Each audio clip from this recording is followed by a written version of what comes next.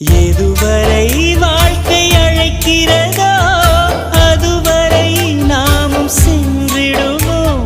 விடை பெறும் நேரம் வரும்போதும் சிரிப்பினில் நன்றி சொல்லிடுவோம். பரவசம், இந்த பரவசம் எந்நாளும் நெஞ்சில் தீராமல் எங்கே வாழுமே.